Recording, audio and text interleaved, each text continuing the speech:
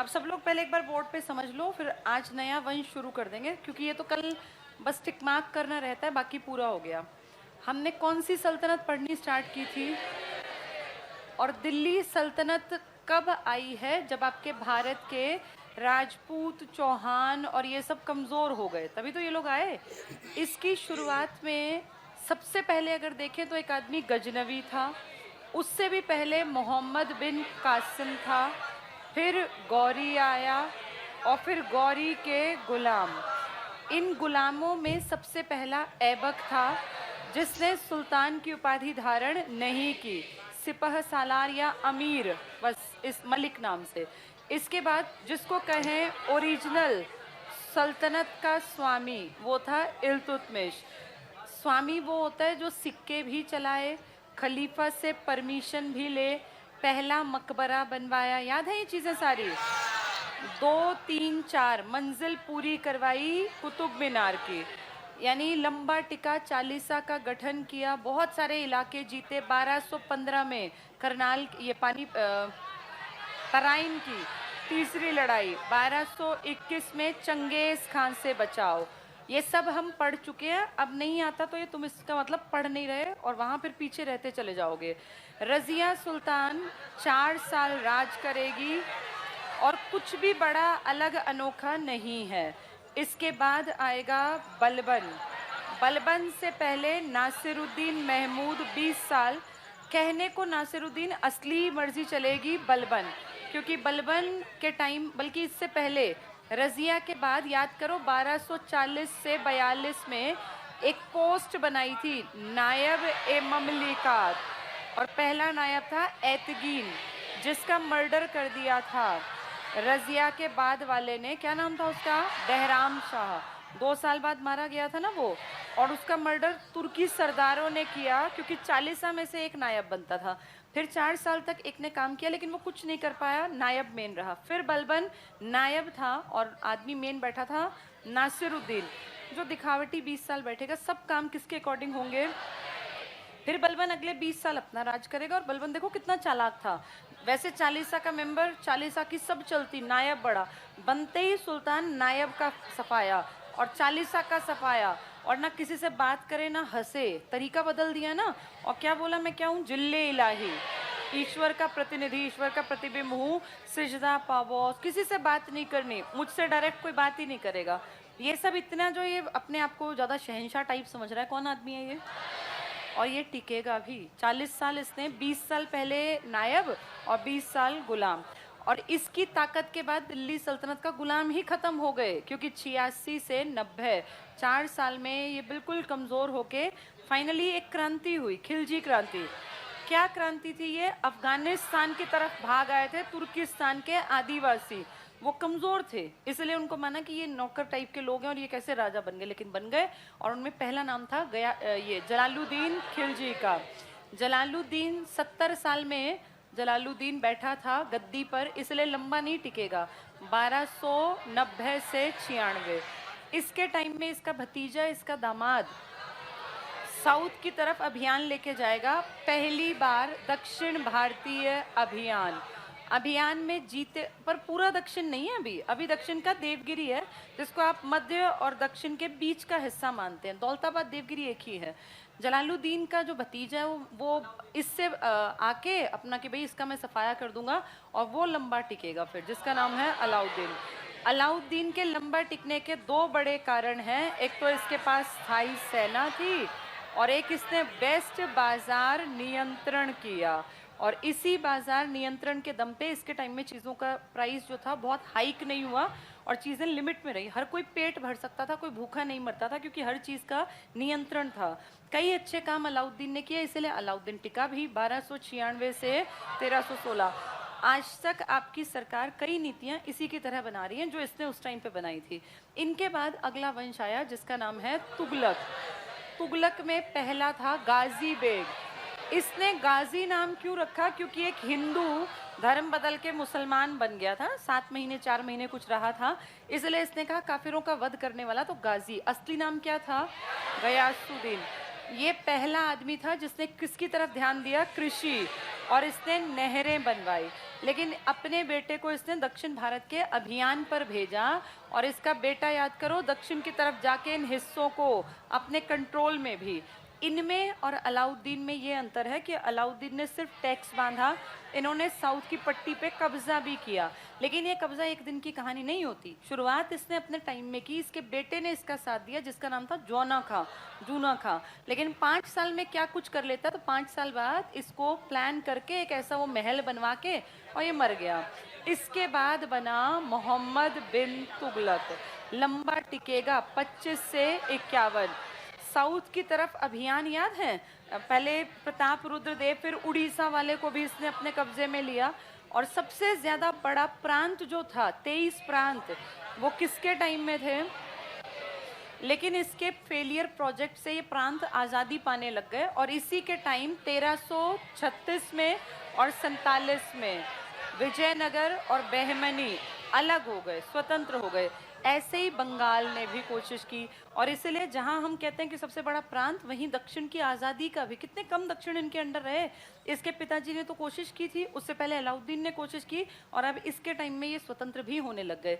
जैसे तैसे खिंच खिंचा के इसने राज किया। और इसके बाद अगला तीसरा कौन आया?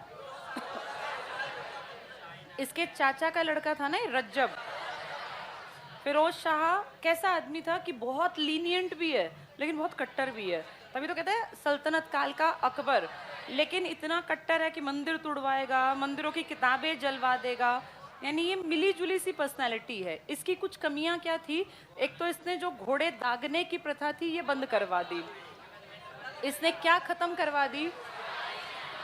जो नगद वेतन देते थे उसके बदले जागीर देने लग गया। इसने दुनिया में भ्रष्टाचार जो भारत में घुस गया ना बहुत ज़्यादा, तो इसके टाइम में आ गया था।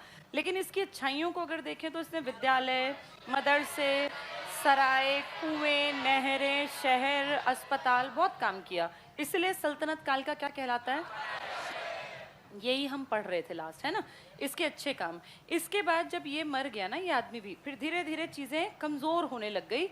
और जो अभी हम पढ़ना स्टार्ट कर रहे थे, कब से पढ़ा हमने इनको? 1320 से। अब ये 1414, जब तक कि अगला शुरू ना हो जाए तब तक। और इसमें एक बहुत भयानक युद्ध इनके साथ हुआ 1398 में। हाँ, अब इनका फिरोज शाह तुगलक के बाद कोई ताकतवर राजा नहीं, वैसे 6 हैं इनके, लेकिन वो कमज़ोर है, उनका इतिहास में कहीं नाम नहीं है।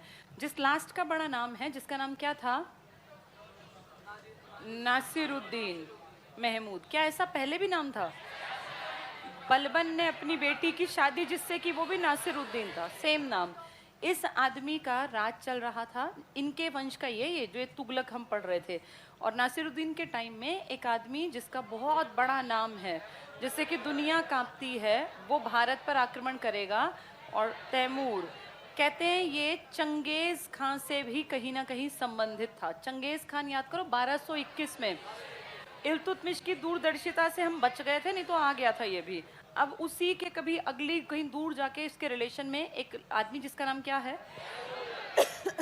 तैमूर, भारत पर आक्रमण करेगा और सिर्फ एक टारगेट लेके आएगा। और दिल्ली भरी पड़ी है, बहुत ज़्यादा मंदिर और ये सब चीज़ें और राजमहल हैं। दिल्ली को टारगेट करके ये राजस्थान का रूट पकड़ते पकड़ते हरियाणा और फिर यमुना के सहारे कहाँ तक पहुँचेगा? दिल्ली में सब भाग जाएंगे, मतलब जो लोग हैं जिनको समझ है कि ये आदमी पागल है और ये शहर जलाएगा पूरा, वो भाग जाएंगे। जो फंस गए वो मरेंगे। बहुत लोगों को मारा, आदमी, औरत, बच्चे, गांव के गांव पूरे उजाड़ दिए इस आदमी ने। और इसने जब नासिरुद्दीन के टाइम अटैक किया तो एक चीज़ क्लियर थी कि अब इंडिया को संभालने वाला कोई नहीं बचा। इसके यहाँ आने में एक आदमी इसकी मदद कर रहा था जो आगे जाके खिज्र खां बनेगा। खिज्र खां तो ये जाते जाते बस धन लूटने आया था। इसको क्या मतलब दिल्ली सल्तनत इनसे, धन लूट के अपना वापस गया। तो वापस जाते जाते खिज्र खां को, जो इंडिया का बाहर का हिस्सा है ना, मुल्तान, सिंध, लाहौर वाली बेल्ट, ये खिज्र खां को सौंप गया। पंजाब से ऊपर का पाकिस्तान का हिस्सा, दीपालपुर वाला भी। तो किसको पकड़ा गया ये हिस्सा? खिज्र खां। अब याद करो जो पहला ऐबक था उसने लाहौर को राजधानी बना रखा था, याद है ना हमें दिल्ली। तो ये बोला अब दिल्ली सल्तनत मेरा है, अब मैं इसको संभालूंगा। लेकिन ये डरपोक था, इसने कभी अपने आप को सुल्तान नहीं कहा। और ये कायदे से यहाँ से टैक्स इकट्ठा करके, और तैमूर मर गया तो उसके बेटे जिसका नाम था शाहरुख, इसको पैसे भेजता रहा। कितना मूर्ख आदमी है, यहाँ कलेक्ट करके स्वतंत्र नहीं घोषित हुआ, पैसा हमारा, उत्पादन हमारा, भेज किसको रहा है? ये तैमूर, जो सिर्फ एक टारगेट लेके आया था, धन लूटना। जब उसको धन लूटना हो तो वापस आ जाता इंडिया। ये उसको लगातार पैसे भेजता रहा 1414 से 1421। फाइनली ये मर गया और इसका बेटा राजा बना, जिसका नाम था मुबारक शाह। ये कंपैरेटिवली ठीक था, इसने तो सिक्के भी नहीं चलाए, ये तो टैक्स ही टैक्स भेजता रहा, ये सिक्के चलाता रहा तुगलकों के। तो कितनी अजीब बात है कि अपने सिक्के तक नहीं चलाए, जबकि राजा की पहचान क्या होती है? सिक्के। इसने कुछ भी नहीं किया, ना इसने सुल्तान की उपाधि धारण की, ये तो अपने आप को ही मानता था कि भाई मुझे तो एक रिप्रेजेंटेटिव बना के चला गया वो आदमी तैमूर। मुबारक शाह ने अपने सिक्के चलाए, अपना काम किया, लेकिन इसका किसी ने फिर मर्डर कर दिया। 2 और कमज़ोर आदमी इनके राजकाज में हुए, फाइनली ये सब खत्म हो गए, इनका कोई योगदान नहीं है हिस्ट्री में। और इस तरह से एक और वंश कौन सा चला गया? सैयद। एक पेज पे सिमट के रह गया, क्योंकि कुछ किया ही नहीं। जब आप कुछ करोगे तभी इतिहास में आपका नाम दर्ज होगा, वरना तो आती जाती दुनिया रही है। इसके बाद अगले जो बनेंगे वो हैं लोदी वंश, और लोदी वंश टिकेगा, काम करेगा, क्योंकि इसमें 3 आदमी आएंगे। पहला आदमी है बहलोल लोदी। ये आदमी गैर तुर्की स्टार्ट हो गया। अब ध्यान से सुनो, सबसे पहले याद करो तुर्की गुलाम थे, फिर आया था खिलजी क्रांति, वो आदिवासी टाइप के, फिर तुगलक जिसने गाजी की उपाधि धारण की। अब जो ये सैयद, ये है ना सैयद वंश, ये गैर तुर्की हैं, ये तुर्की नहीं है। यहाँ से ये गैर तुर्की स्टार्ट हो गए। और जो ये लोग हैं ना, ये तो बिल्कुल ही तुर्की नहीं है, ये अफगानिस्तान के हैं। तो इसीलिए ये अफगानिस्तान के लोगों को मैसेज भिजवाएगा यहाँ, जब ये राजा बनेगा, और कहेगा भारत खुला पड़ा है, हम वहाँ के सुल्तान बन गए, तुम आओ यहाँ, और जिसका मन करे, जिसकी जो लायकियत, मैं तुम्हें यहाँ काम दूंगा, रोजगार दूंगा। तो जब ये यहाँ आएगा ना सुल्तान बन के, कौन यहाँ पे? बहलोल।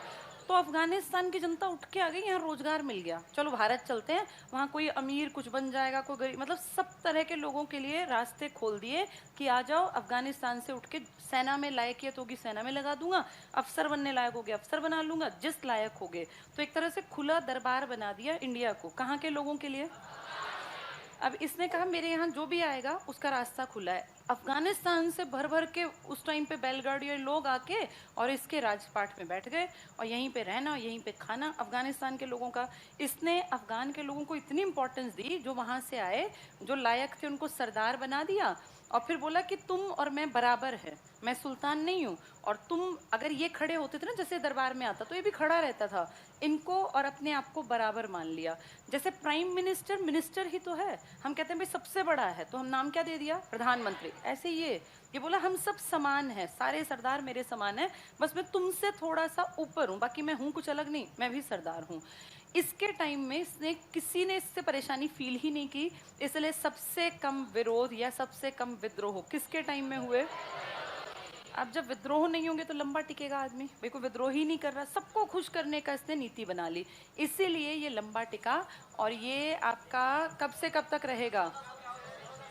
ये 1451 से 1400, हाँ 1 साल और बढ़ा दो। अब देखो ध्यान से, 1351 में याद करो MBT मरा था, और उसके चाचा का लड़का आया था फिरोज शाह, तब मैंने बताया था कि वो 88 तक टिका था। 100 साल बाद सेम चीज रिपीट हुई, 1 साल और बढ़ाकर। अब ये जो है 1451 से 1400, सबसे लंबा कार्यकाल दिल्ली सल्तनत का, सबको खुश रखा। अब तुर्की सिर नहीं उठा पाएंगे, क्योंकि अब कहाँ के लोग आ चुके हैं? अफगान। और एक आधा विद्रोह करेंगे तो उनको भी तुष्टीकरण से समाप्त कर देगा। बहुत ज्यादा लंबा टाइम काट गया। सबसे लंबा कार्यकाल है इस आदमी का, बहलोल लोदी का। इसकी बराबरी में दूसरा नंबर फिर उसका आता है, किसका? फिरोज शाह का, जिसने देखो कितने अच्छे काम किए कि सल्तनत काल का अकबर कहलाया, तो दुनिया को खुश रखा। बहलोल लोदी लंबा टिका, बढ़िया काम कर गया। ऐसा कुछ वो नहीं है कि जिसके कारण हम कहीं भी विद्रोह हुए या उसको पढ़ना पड़े, जैसे पिछले वाले थे। इसके बाद इसके कहते हैं 9 बेटे थे, जिनमें से सबसे लायक इसका तीसरा बेटा था, जिसका नाम है सिकंदर लोदी। इस आदमी ने ना हिंदुओं के प्रति भी अच्छी सहिष्णुता दिखाई, तभी टिक पाया। अगर हिंदुओं के प्रति भी सहिष्णु ना होता, कहीं ना कहीं विद्रोह होते, मार डालता इसको। ये हिंदुओं के लिए भी अच्छा है, गैर तुर्कियों के लिए भी अच्छा है, अफगानियों के लिए, सबके लिए बढ़िया आदमी है, तो लंबा टिका। सिकंदर लोदी को अपने पिता का ये तरीका बिल्कुल पसंद नहीं आया, और ये बहुत कट्टर निकला। जैसे बचपन से इसके मन में था कि पिताजी गलत करते हैं, इन हिंदुओं को सिर पे क्यों चढ़ा रखा है, मुसलमानों को भी इतना क्यों तवज्जो देते हैं कि भाई मैं भी खड़ा रहूंगा अगर मेरे सरदार खड़े हुए हैं। सिकंदर लोदी ने अपने पिता की उन कमियों को ओवरकम करने के लिए, जो इसको लगती थी, इसने कहा कोई भी, जो ये मुहर्रम होता है ना, मुहर्रम किसका त्योहार है, इसमें ना जैसे ये हमारी पालकी नहीं निकलती हिंदुओं की, रथ यात्रा निकलती है भाई, कभी गणेश जी की, कभी देखी होंगी ना ये, ऐसे इनके मुहर्रम पे ताजिए निकलते हैं, ताजिए। उसमें ये उनके टाइम में कोई पुराने टाइप के कोई इस तरह के राजा या कुछ थे इनके, तो उनका मर्डर कर दिया था, उनके खानदान को बड़ा बुरी तरह से मारा, तो उनकी कहते हैं दफनाने के भी उनके शरीर नहीं मिले थे। तो ये इस यात्रा में ऐसे जैसे वो नहीं होते स्ट्रक्चर, जैसे हम आइडल्स बना लेते हैं अपने भगवानों के, ऐसे बना के और ये शव की तरह उनको लेके जाते हैं, कुछ इस तरह की मान्यता है। तो इसने कहा ये सब बकवासबाजी और कोई ताजिए बाजी निकालने की ज़रूरत नहीं है, अपने खुद के जो फेस्टिवल्स हैं इन पे रोक लगा दी। इसने कहा कोई भी महिला, जो औरतें हैं, ये किसी भी इस तरह से मजार पे और इस पे कोई नहीं जाएगा, कहीं ये मेले वेले लगाने की ज़रूरत नहीं है।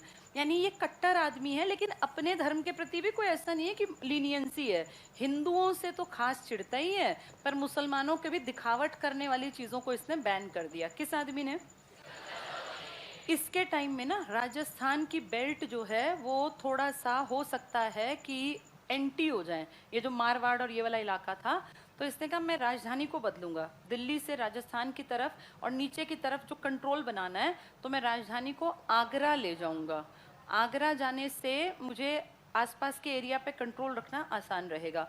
तो इसने एक शहर बसाया 1504 में, जिसका नाम क्या रखा गया, आगरा। और फिर 1506 में ये राजधानी को उठा के दिल्ली से कहाँ ले आया, हाँ देखो राजधानी भी कैसे कैसे बदली है। पहली राजधानी क्या थी, लाहौर। किसने दिल्ली बनाई थी, कौन, देवगिरी ले गया था, मोहम्मद बिन। फिर वापस कौन लाया था, वही एमबीटी। उसके बाद अब उठा के आगरा कौन ले गया, सिकंदर लोदी। सिकंदर लोदी को बहुत शौक था खुद भी म्यूजिक का। इसके टाइम में एक किताब लिखी गई है, लज्जत से लगता है खाने का सामान, लज्जत ए सिकंदर शाही, ये किताब है। ये किताब संगीत से जुड़ी है, पढ़ के लगेगा खाने वाने की किताब होगी, लेकिन संगीत से जुड़ी है। ये कविताएं लिखता था, गुल रुखी इस उपनाम से कविताएं लिखता था। और कुछ लोग कहते हैं कि ये ना अपनी पर्सनालिटी के लिए भी बड़ा वो था कि मैं अच्छा दिखूं, मैं स्मार्ट दिखूं, तो बड़ा बन के रहा करता था, इस तरह का आदमी था ये सिकंदर लोदी। बढ़िया टाइम निकला इसका, इसने भूमि की पैमाइश अच्छे ढंग से करवाई, और इसने एक पैमाना बनाया जिससे भूमि नापी जाए, गज ए सिकंदरी। आज तक हम भूमि की पैमाइश जब करते हैं, कोई प्लॉट खरीदते हैं ना, कितने गज का है, हम आज भी ये यूज़ करते हैं। ये गज सिकंदरी किसकी देन है, तो गज भूमि की पैमाइश का जो पैरामीटर था वो इसने बनाया। सब कुछ ठीक चल रहा था, इसने अच्छा काम किया। फाइनली इसकी भी डेथ हुई, और इसके बाद इसका बेटा, जिसका नाम है इब्राहिम लोदी, ये राजपाट संभालेगा। और 1517 में ये राजपाट संभालेगा और लंबा नहीं टिकेगा। हाँ, ये भी पिताजी के गुणों पे है, ये भी बहुत अच्छा नहीं है, थोड़ा धर्मांध, उतना नहीं, लेकिन ये भी गड़बड़ करेगा, और इसीलिए इसकी हेल्प नहीं करेंगे पानीपत के लोग। और जब पानीपत में पहली लड़ाई छिड़ेगी ना, तो पानीपत के अमीर दूर खड़े हो जाएंगे कि लड़ लो, हमें क्या है। और दोनों विदेशी लड़ रहे हैं, ये कौन सा हमारा है, ये भी तो अफगानिस्तानी है, ये लड़ रहा है। और कौन आया बाहर से, बाबर। मंगोल और जो ये थे तैमूर और चंगेज खां, इनकी पीढ़ी का एक आदमी आके लड़ रहा है, और वो वही है जिन्होंने सैयदों को हमारे यहाँ प्रॉपर्टी का मालिक बनाया। हम तो पीछे खड़े कि लड़ो मरो, हमें क्या मतलब, ना हम उनके साथ थे ना तुम्हारे साथ। फाइनली जब ये लोग देखेंगे कि भैया इनकी प्रॉपर्टी ज़्यादा है, एरिया ज़्यादा है, तो बाबर को लगेगा कि अगर इसको कोई ख़त्म करने वाला इस देश में नहीं था और मैंने इसको मार दिया, तो मुझे कौन ख़त्म कर देगा, इसलिए मैं क्यों वापस जाऊँ पैसे लेके, मैं भारत में ही टिक जाता हूँ। और बाबर जो सिर्फ यहाँ किसको मारने आया था, वो भी इनविटेशन पे, उसको कोई ये नहीं था कि मैं उठ के वहां जाके मार दूं इसको या धन लूटूं, इसको धन भी नहीं लूटना था, ये सिर्फ बुलाया गया, इनविटेशन पे आया। और इसको इनवाइट करने में पंजाब के गवर्नर और इसका खुद का चाचा और राजस्थान साइड से राणा सांगा, ये सब लोग थे, इन्होंने बुलाया था। और जब ये आया ना, तो राणा सांगा ने कहते हैं कहा हम क्यों लड़े भाई, तुम विदेशी ये विदेशी लड़ो मरो, हमें क्या दिक्कत, हम तो पीछे रहेंगे। इसका चाचा, किसका चाचा है? इब्राहिम लोधी का, ऑब्वियसली इससे चिढ़ता होगा। और पंजाब का गवर्नर भी चाहता है कि मेरे एरिया में मेरा राज हो, ना कि इब्राहिम का। ये दोनों पैसे दे के बुला रहे हैं बाबर को, और बाबर देखता है कि ये सब कमजोर हैं, तभी ये किसको नहीं मार पाए, और मैंने इब्राहिम मार दिया, मतलब मुझसे ऊपर कोई होगा ही नहीं। इसलिए बाबर जो सिर्फ लड़के यहाँ थोड़े पैसे लेके जाता, वो भारत का बादशाह बन गया। कितनी अजीब बात, जिसको यहाँ का रूट नहीं पता था, उसने देखा यहाँ कोई संभालने वाला ही नहीं है, तो वही भारत का क्या बन गया। हाँ, और यहाँ पे एक छोटी सी लड़ाई के बाद इनके पैर ऐसे जमे कि फिर ये कभी निकले ही नहीं, अंग्रेज ही आ गए। ये 1857 तक बैठे रहे। और हम इंडियंस की देखो कितनी अच्छी आदत है, ये कह लो उदारता का रोग है, कि हमने इनको भी अपना मान लिया था। याद है 57 की क्रांति में हमने केंद्रीय नेतृत्व किसको दे दिया? वो कौन सा हमारे सगे थे, लेकिन हमने कहते नहीं भाई, हम सबका जो लीडर है वो बहादुर शाह। अब खुद देखो, इतने दिनों से तुम जो ये नाम पढ़ रहे हो, तुमको क्या लगता है तुम में से, इनमें से कौन इंडियन है? कोई था ही नहीं, ये सब विदेशी थे। कोई अरबी आक्रमणकारी आया, कोई तुर्की आया, फिर तुर्की से हटके कोई खिलजी आ गए, फिर आपने देख लिया अफगान वाले आ गए, और फिर आप देख रहे हो ये एक विदेशी आ गया जो कह रहा है मैं किसका वंशज हूँ? तैमूर और चंगेज का। इनमें से कौन ओरिजिनली इंडियन है? कोई भी नहीं।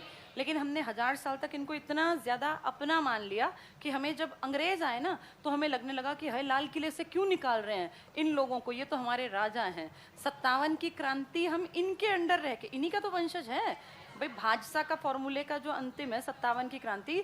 और जब हम पढ़ते हैं तो हमें दुख भी होता है कि हमारे राजा को कैसे मार दिया, बेचारे के बेटों को, और क्यों उसको रंगून भेजा। यानी हम कितने ज्यादा लोगों को अपने देश का हिस्सा बना लेते हैं, कितना फ्रीली, कि विदेशी जिनका हमसे कोई खून का संबंध नहीं, कोई वास्ता नहीं, जिनका आता पता भी नहीं पता कि ओरिजिनली उनके पूर्वज कहाँ के थे, हम इनसे भी अपना लगाव फील करते हैं। क्योंकि लाल किले से निकलने का अल्टीमेटम किसको दिया गया था?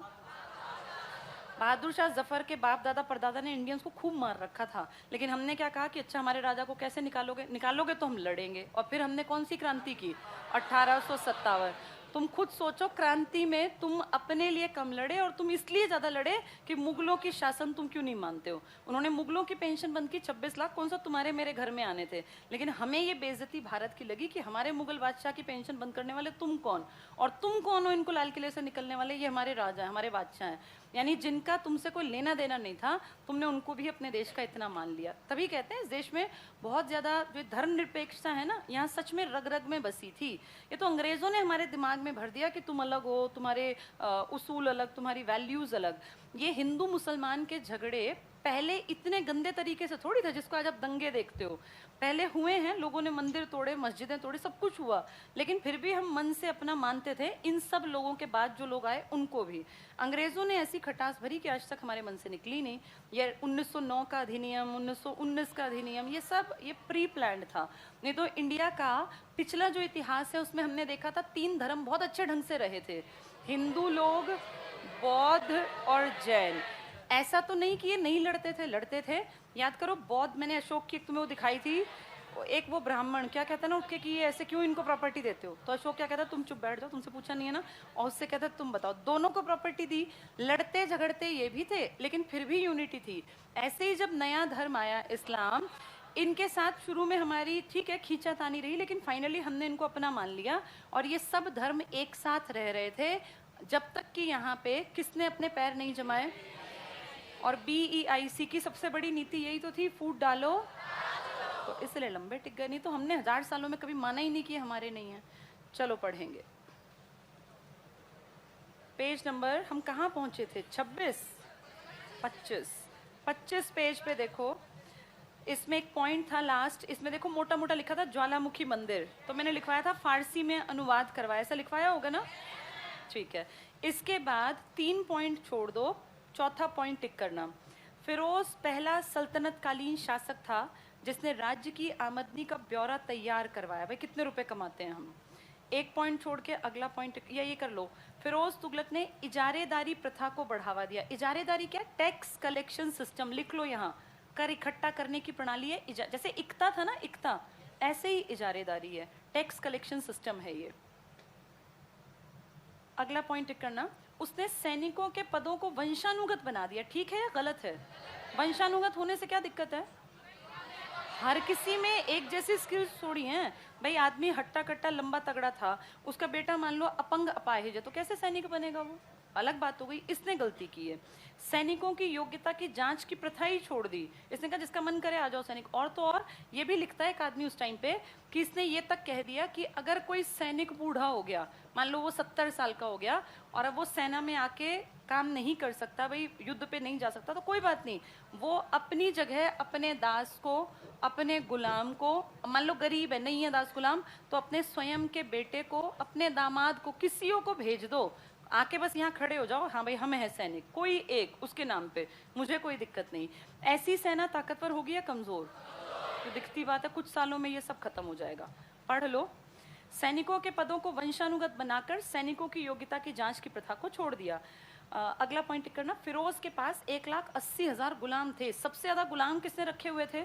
फिरोज शाह तुगलक। इतना काम करता था मेंटेनेंस के लिए। अगला पॉइंट सिर्फ पढ़ेंगे।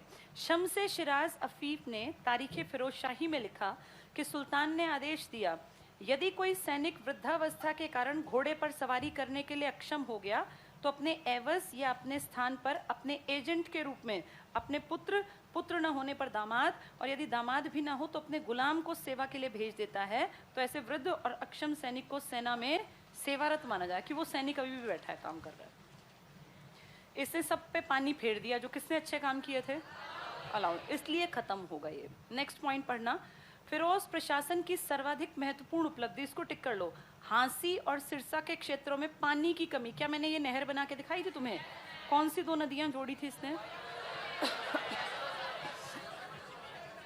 इसने हांसी, यहाँ यमुना से एक नहर निकाल के कहां तक लाया? इसने दो शहर हिसार और फतेहाबाद, तो इसने दो नदियां भी जोड़ दी, सतलुज और घग्गर। ये दो नहरें ऊपर यहीं लिख लो, लिखो सतलुज से घग्गर रजवाही नहर, यहीं लिख लेना ऊपर, सतलुज से घग्गर जोड़ी रजवाही नहर के द्वारा। रजवाही, रजवाही नहर सतलुज से घग्गर जोड़ी। नेक्स्ट लिखो, यमुना से हिसार जोड़ी उलूग खानी नहर द्वारा। हिसार जोड़ा, यमुना से हिसार जोड़ा उलूग। क्या ये उपाधि भी थी? बस यही नाम दे दिया, उलूग खानी, बिल्कुल ठीक, ये सामने लिख दिया मैंने, देखो। घग्गर से और कौन सी जोड़ी है? सतलुज। सतलुज पंजाब की और थोड़ी ऊपर है, मैंने यहाँ इसलिए बनाई क्योंकि वहाँ लिखना पॉसिबल नहीं था। घग्गर जोड़ दी, और ये यमुना से कहाँ तक ले गया पानी? हिसार तक। ये उलूग खानी नहर और वो रजवाही नहर किसने बनवाई है? ये फिरोज शाह। इसने क्यों बनवाई होंगी नहर? हिसार फतेहाबाद में बारिश कम होती है, सिरसा की बेल्ट में ना, इसलिए नहर। और फिर ये खुद कहाँ रहता था? दिल्ली। तो दिल्ली से ये सबसे बड़ी एकता थी ना एक टाइम पर, याद है? हांसी हिसार, पैसा कलेक्ट होता था, यहाँ तक ले आया नहर। चलो आगे पढ़ना। तो हांसी और सिरसा के क्षेत्रों में पानी की कमी को दूर करने के लिए नहरों की खुदाई की। एक नहर सतलुज नदी से दीपालपुर के पास और दूसरी यमुना नदी से सिरमूर के पास खुदवाई गई। ठीक है, इसने मतलब अपने यहाँ भी दो नहर और फिर ऊपर की तरफ भी नहरें। क्या कहते हैं, इसने ढेरों नहर बनवाई, तभी नाम क्या पड़ा? शाह ने। अपनी याद रखना, क्योंकि ये दोनों दिल्ली की तरफ पानी को हेल्प करती थी। नेक्स्ट पढ़ना। यद्यपि इसके पानी से शाही महल की आवश्यकता पूरी की गई, तथापि इन नहरों से 180 मील पूर्व पंजाब के प्रदेश को भी सिंचित किया गया। फिरोज शाह ने एक रोजगार बनाया दफ्तर के, जैसे होता ना ये अपना एम्प्लॉयमेंट एक्सचेंज, ऐसे दारुल शफा रोजगार दफ्तर स्थापित किया जो बेरोजगारों को काम दिलवाता था।